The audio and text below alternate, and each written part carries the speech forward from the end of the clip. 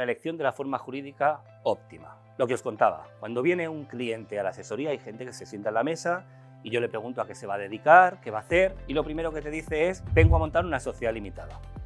Claro, la pregunta es, ¿pero una sociedad limitada por qué? Porque es la forma jurídica evidentemente más común, es más normal, porque mi amigo de al lado la tiene y el de más allá también les va fenomenal. Hay otras alternativas. Es verdad que lo más frecuente es tributar como empresario particular o como autónomo, o la opción de sociedad limitada. Cuando hay más de un socio, evidentemente, casi con toda seguridad vamos a la sociedad limitada, porque evidentemente como autónomo no puede ser. Pero cuando es una sola persona la que quiere emprender, tenemos diferentes alternativas. La primera alternativa es la de tributar como persona física, ¿vale? ¿Por qué me gusta a mí el que la gente empiece con una persona física? Lo primero, porque es más barato.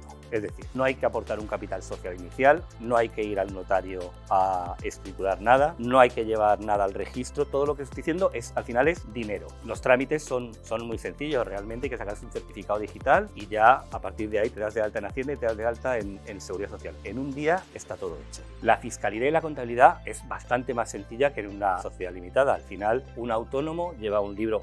Normalmente lleva la asesoría, pero tienes que tener un libro de ingresos, tienes que tener un libro de gastos, y con eso vamos calculando los pagos trimestrales y al final calculamos los impuestos. No se presentan cuentas anuales. Las sociedades limitadas todos los años tienen que presentar cuentas anuales en el registro. Eso, además de hacer públicas tus cuentas, que a no todo el mundo le gusta, cuesta dinero. Ni tampoco tenemos que presentar los libros en el registro. Ahora voy a decir que el tipo de gravamen, es decir, el tipo al que los autónomos pagan impuestos, es progresivo. ¿Qué quiere decir? Cuanto más gano, más pago. Si yo gano 5, pago tanto; si gano 10, pago tanto; y si gano 15, pago tanto. Va variando en función del beneficio que estoy teniendo. Este dato es muy importante porque para mí la decisión clave entre tributar de una manera o tributar de otra, para mí es en la que yo voy a pagar menos impuestos. Luego ya me meto de si la asesoría cuesta más, si cuesta menos, si tengo más trámites o si tengo menos trámites. Pero yo lo que quiero es pagar menos. A nadie nos gusta pagar, a mí tampoco. La sociedad limitada, que es la otra opción. Voy a iniciar mi negocio, bueno, pues quiero conocer, ya sé cómo funciona el autónomo, ya sé que es muy facilito, sé que tiene muy poquitos costes y sé que cuanto más voy a ganar, más voy a tributar. Fenomenal. Pero voy a plantearme el caso de la sociedad limitada. Igual que os decía que el autónomo no tiene que aportar ningún capital mínimo a la Constitución, al alta en la actividad, en la sociedad limitada sí, ¿vale? Hay que tener un capital mínimo de 3.000 euros. Es cierto que ese capital puede ser dinerario, yo meto 3.000 euros en el banco y saco un certificado como que lo he aportado, o lo puedo hacer en bienes, en especies. Puedo aportar mi coche o un ordenador o lo que quiera. Todo eso tengo que ir al notario a hacerlo. Tengo que hacer una escritura de constitución y después la tengo que llevar al registro mercantil. Eso al final nos va a costar entre 750 y 1.000 euros y además va a tardar entre 2 y 4 semanas. ¿Vale? O sea, contemos con eso, contemos con que no es inmediato y los 1.000 euros me los gasto casi seguro. La fiscalidad y la contabilidad es más complicada. Aquí ya no solamente tenemos libro de ingresos y libro de gastos. Aquí tenemos libro de ingresos, libro de gastos y tenemos que reflejar todos los apuntes bancarios. Es decir, los bancos de la sociedad tienen que estar impolutos. Dinero que entra en la sociedad y dinero que sale tiene que estar justificado. No vale que cojo la sociedad, saco dinero, cojo la tarjeta. No, porque al final yo esos libros los tengo que presentar en el registro y me tiene que cuadrar todo. Aquí sí que hay que presentar libros una vez al año al registro mercantil y hay que presentar las cuentas anuales. Las cuentas de una sociedad limitada son públicas. Es decir, ahora mismo cualquiera de vosotros se mete en el registro mercantil y puede bajar las cuentas anuales de la sociedad limitada que le dé la gana, si las ha depositado. Pero si las ha depositado, podemos saber perfectamente lo que ha facturado la empresa de allí, la de allá o la de más allá. Puedo saber qué ha facturado mi competencia, puedo saber qué margen tiene mi competencia, puedo saber un montón de cosas. Eso al final es dinero. Presentar libros y presentar cuentas es dinero. Y lo más importante para mí, el tipo de gravamen es fijo. Acordaros, como persona física era progresivo, cuanto más gano más pago, pero en la sociedad limitada es fijo.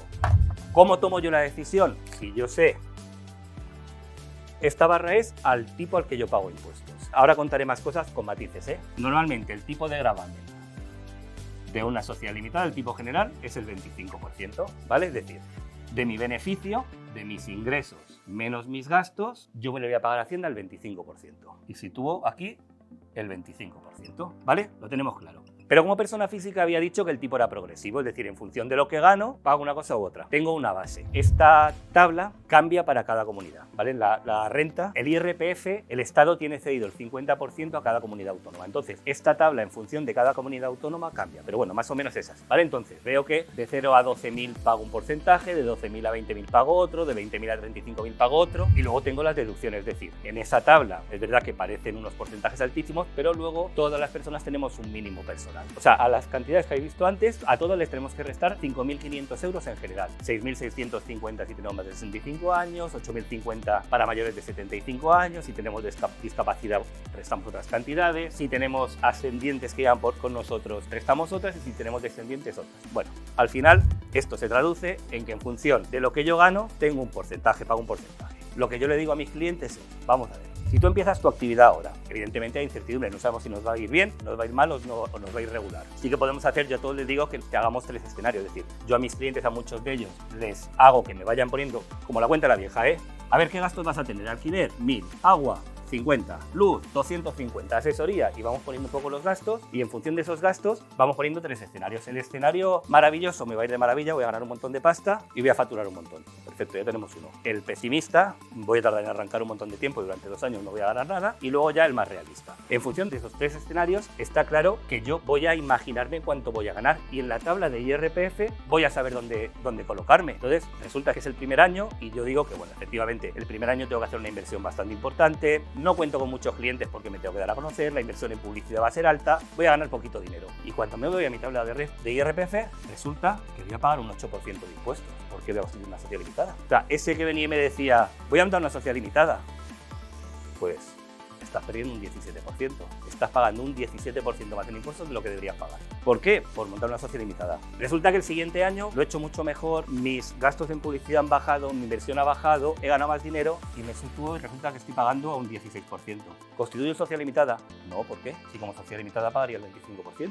Me estoy ahorrando un 9%. Y resulta que el tercer año, ese sí, las cosas me empiezan a ir de maravilla, ya he ganado dinero, ya estoy estabilizado y mi negocio va más. Y resulta que me voy a mi tabla y me sale un 27% de IRPF. En ese momento me doy de baja como empresario individual y constituyo la sociedad limitada y empiezo a tributar la sociedad limitada cuando realmente voy a ahorrar impuestos, pero antes no. Antes voy a buscar la forma más barata. ¿La forma más barata qué es? Evidentemente el tributar como autónomo o como empresario individual. No tengo costes de constitución, es muy rápido, la asesoría es mucho más barata que como sociedad limitada. Es decir, tengo unos gastos muy moderaditos y puedo empezar a trabajar. Y además, casi no pago impuestos. Vamos aquí de cabeza. Y ya tendremos tiempo. Ojalá y a corto plazo nos estemos planteando pasar a sociedad limitada, porque si pasamos a sociedad limitada, querrá decir que estamos ganando dinero.